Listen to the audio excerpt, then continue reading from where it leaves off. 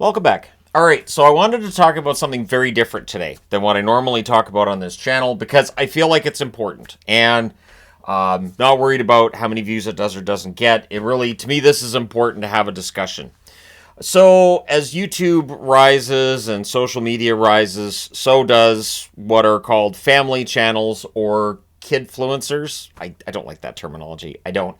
It's little kids being put to work. So really, in all honesty, there are, of course, videos of just kids goofing off that get posted to the internet by their parents, which are completely, relatively harmless. There are times where I'll see a video, and while other people are laughing at it, I think someday that kid's going to be in high school. They're going to be older. This video is going to be used against them. They're going to get bullied with it.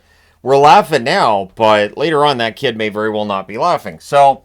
And the family ones have always kind of bothered me because it's like the parents are seeking fame and using their kids to get it. It just seems kind of, I don't know, icky. There's three kids in this house. You don't see them in videos because I genuinely want to insulate them from this sort of environment. Understanding that they consume YouTube and all the social media as much as any other kids do right now, but I want to make sure that they're insulated. I make videos. I know there's always going to be things said about me and thrown at me, and that's fine. I'm an adult. I do also kind of insulate my wife that way as well. She'll be in live streams. She'll be in certain videos on this channel, but I do my best to keep her and I in a situation where I know I'm going to get a majority of the comments, the negativity. And I'm okay with that because I've been doing this for over 9 years now. So it is part of the job. And it is a job. And that's the thing. I think if you watch this series, you'll see why I say it's a job. These kids were being worked about 16 hours a day, sometimes 20 hours a day. And nobody's gone to jail. Nothing's been done about it.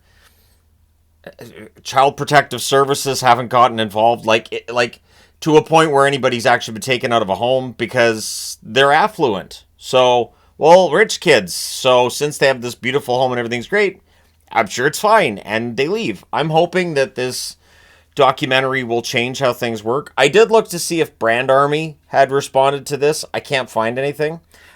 So Piper Raquel, who was the subject of this documentary, has Brand Army and went to Brand Army as a source of revenue or mother center there when YouTube demonetized her channel. And I say her channel, but I mean, since the mom was getting the money, let's dive into this. Let's go through what's always kind of bothered me about this idea of kids being celebrities on the internet. It doesn't feel right. Remember, you have to be a certain age in order to sign terms of service to watch YouTube. And there are certain videos that you can't go through and watch if you're not 18 years of age. Yes, people lie. People lie about their age all the time. But it does feel weird to me that anybody can just create content and upload it, no matter how old they are. And that seems to be okay. And you can monetize it, and that seems to be okay. If we had a system where below a certain age, kids cannot generate revenue on the internet, it might help. Notice I'm saying might. So the first thing that's always bothered me is the starting of the channel. So what is the purpose of said channel? If the purpose of a channel is just fun, carefree, and all of that, okay, all right, fine. I can understand that in some cases a family might be highly entertaining, but we have seen some ugliness from parents related to family channels, which is part of the reason why whenever I hear somebody saying, hey, parents always know what's right for their children. Ideally, in an ideal world, yes. Where all parents are fantastic paragons of virtue for their children, yes. That's not often the case. And in terms of being perfect parents, right? It's not usually the case. Parents make mistakes, and parents do stupid things at times, and sometimes the parents don't know the best. There were times where and I'll just use this as just a very, very innocuous example. I could do homework as a kid and have a parent say to me, well, that's the wrong answer. And I kind of look at them funny, like, that's not the wrong answer. And then I'm right. And I'm just using that as an example where a parent may very well say, well, that's the wrong answer. And you know, because you took the class that day, that the answer your parent's giving you is the wrong answer. And so you disregard it while kind of nodding, going, yeah, fine. But you're not going to change it because you know it's the right answer. I'm just using that as an example. But the reason why they started a channel is problematic. And the funny thing is, when this documentary started, I said to Yvonne, I said, this is the natural progression from the pageants, these little kid pageants, which I've always thought are highly inappropriate. Putting little girls as young as, what, 4 into these beauty competitions where they're scantily clad and dancing around and sometimes suggestively dancing around. Everybody goes, oh, it's so cute, they're little kids. Not understanding that there's going to be some creeps who might be interested in those pageants as well.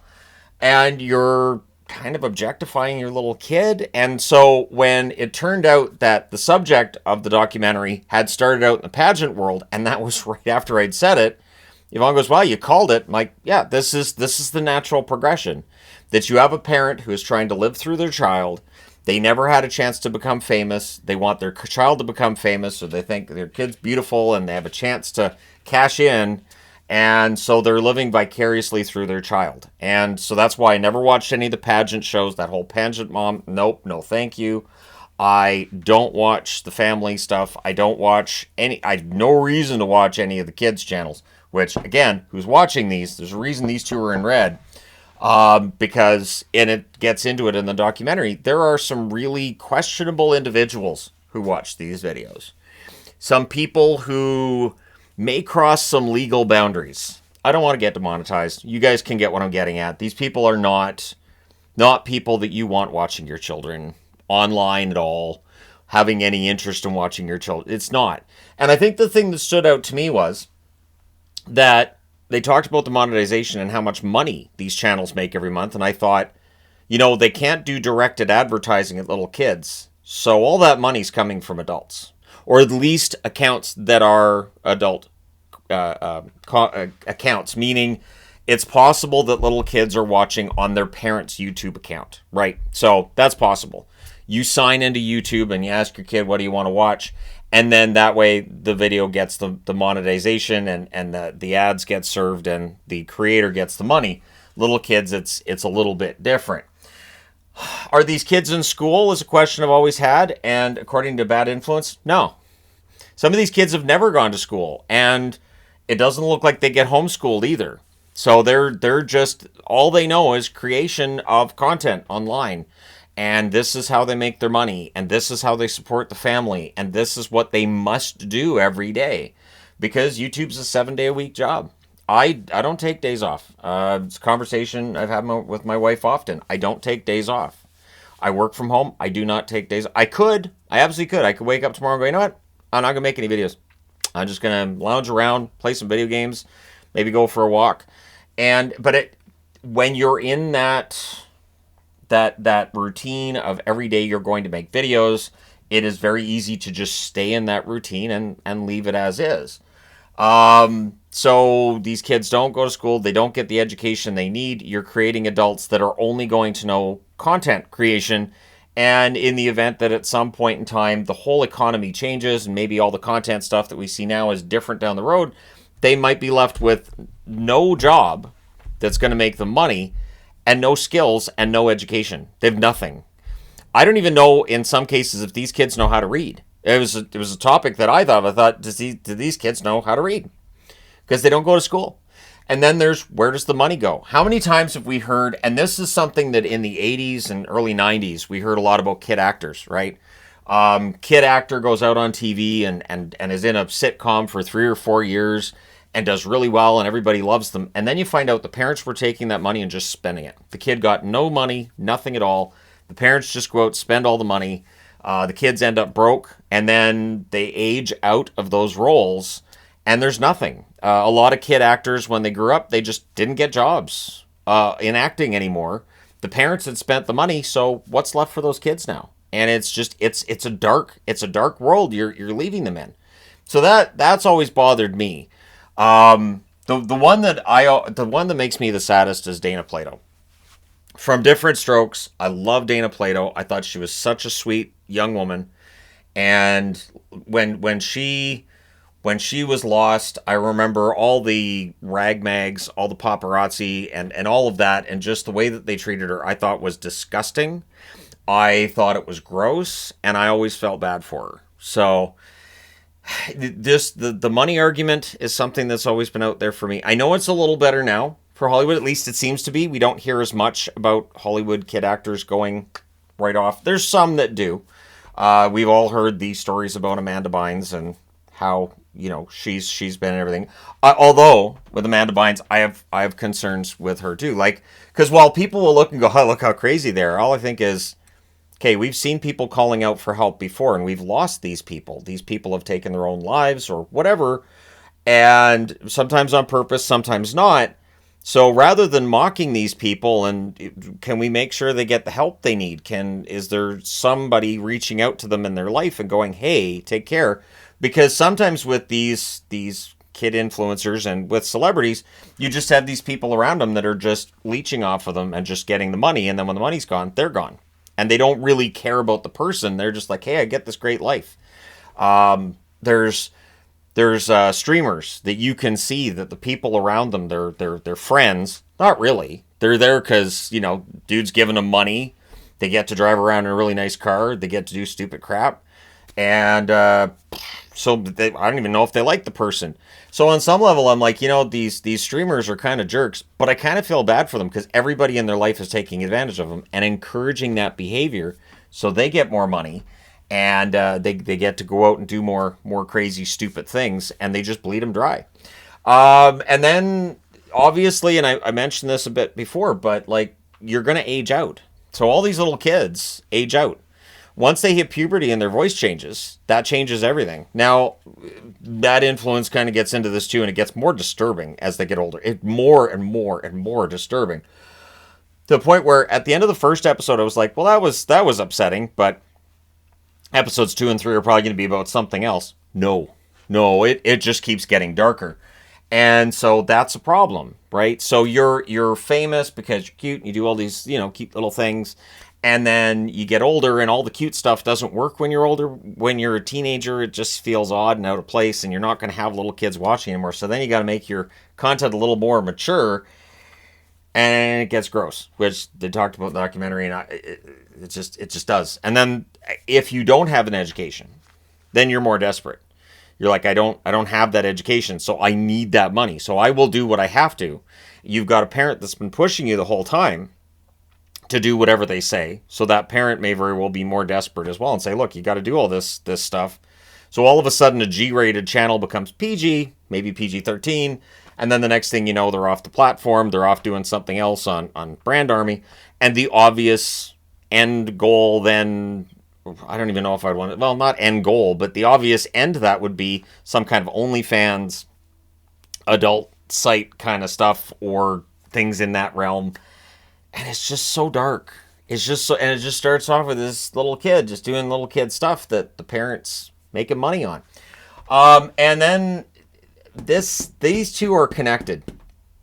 The one thing I was left with that drives me nuts is what steps are being done to protect the kids. So they talked in this show about how Child Protective Services got involved. They did not take this little girl away, which they needed to do. They needed to get her out of their very cultish behavior and very destructive and very soul-destroying in how it was run. And CPS, like I said, just probably came in and went, well, they're really affluent. These kids are they're well-dressed. Everything seems to be fine. All of the usual things they'd look for aren't there, so they just run off. But there's still grounds to remove a child from a home like that. And the biggest issue, and it's something that Yvonne and I had a conversation about after we watched it, was how do you regulate this? So they talk a lot about regulations, bringing regulations. I think the only way it's going to work is below a certain amount of age, you would not be eligible to generate revenue. You would not be eligible to generate money. But then how do you enforce it? How do you regulate that? Because then parents are going to get around it. They're going to be like, well, the kid's in the video, but I'm in the video. I'm getting the money. So I don't know how I don't know that this can be fixed. And so it feels like what we worried about in the 80s with these kid actors and what they went through and all the drugs and the violence and everything that came out with all of them. And we would all kind of just watch like ghouls and just, oh, look what they're doing now.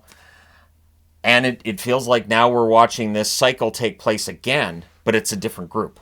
And so I don't know how you regulate this. I don't know how you fix it because these are people in their homes. This isn't on a set.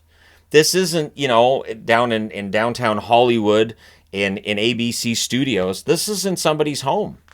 And if you don't know where that home is, if they're doing these videos, and may very well be they don't give out their address and probably shouldn't. They're doing videos with their kids, so it makes sense that you would protect that information. How do you enforce it? So in the event that we do get regulations that are meant to curb this behavior and protect children, how do you enforce it? How do you make it work? I cannot recommend enough for people who may not know about some of that darker side to watch that show. That's why I'm doing this video, because I feel like it's really important. And my heart aches for kids that are in this situation. And I hope that parents that are discovered to have treated their kids horribly, to have done terrible things, that they're treated to the strongest, they're prosecuted to the strongest extent that they can be, and that laws are put in place that will be strict enough to hopefully curb something. You're not going to curb all of them. It's never going to happen. It's like when people have the capital punishment discussion. They say, well, if you have that, then that'll stop some of this stuff. And it's like, I don't know that does. It'll stop probably a couple. It's not going to stop all of it. And so it is a tough topic. It is not a lot of fun, but it is something that I think is really important. And so for me, I know there are kids who are treated well. I know there are channels that do this right. I know there are parents who do it right. But the bad actors in that industry are definitely making it so that the others will be suspected. So when you see that video of, little kids just doing cute little kid stuff, in the back of your mind after you've watched this, you'll think, okay, who's behind the camera? How many takes was this? Because they show in that series that there's times that it'll take hours to get just what's a really simple scene, hours to get it. And for me, if it's kids and they're just doing kid stuff, it'd be one take. Be all right, so and they screwed up. And then I'd upload it like that. I'd be like, well, they screwed it up, but hey, it's funny. So here you go. I honestly, I can't imagine putting kids through, and just some of the stuff. Like, there was footage in there that I thought, how did this get out? How is this? And then how did this get out? How is this known that we have this footage and still nothing's been done? Nobody in government or law enforcement has said, that seems problematic. That the way they're talking to the kids there seems really abusive. We should do something. So it's kind of soul destroying at the same time, but I think it's important to have that discussion, because this is a dangerous thing, and there's very little that will make me feel as sick to my stomach and as ticked off as people who are using their kids to become famous and rich. And it's just like, if that's the goal, like I'm going to do this, and if they're pushing their kid, like, you need to do this because you need to help us pay the bills, and you need to do this because if you don't, we're going to be out on the street. And do you, like, it's awful. These are little kids. They should be off in school and goofing around and making mistakes. It's part of being a kid. You make the mistakes, you learn from them, and not learning from them because somebody's yelling at you to do it again and get it right this time. But you figure it out. So I feel bad, but it does back up my opinion, which has always been, I have these channels. I'm the face. I'm the voice on this, and to protect my family as much as possible. Even in the case of my former family, I do my best to protect them as well. So I watch with like names, places, and anything like that, to just keep all of that information to myself. And there have been times where I will slip and a name comes out and I go, can't use that take. I hit stop and I start all over again, because I know that that is the best route to take. Even though I could splice a couple of takes together and edit out whatever I said, I don't want to run that risk. So I'll just start over. So I always do videos in one take, and that's kind of how I do things. And I kind of wish that's how they did things, because it makes it a little bit more palatable. But just some of the treatment these kids get, it's not right. It's not right. But I'd be interested to know your thoughts in the comment section below. Hit like and subscribe if you haven't done so already. I know this is a heavy topic, but it is something that I do feel like needs to be out there a little bit more. It needs to be discussed a little bit more. And so I wanted to make a video on the topic. So and just throwing this out there, if there's anybody who's in that kind of situation, who comes across this video, reach out, find some help, and take care of yourself. These kids are not responsible for their families' well-being. That's not, you're a little kid, you're 8, 9, 10 years of age. That's not right. That's 100% not right, and needs to stop. But I don't know how you stop it. I don't know how. The genie's out of the bottle, the horse is out of the barn, like however you want to put it, the toothpaste out of the tube. I don't know how you fix it. But it is troubling.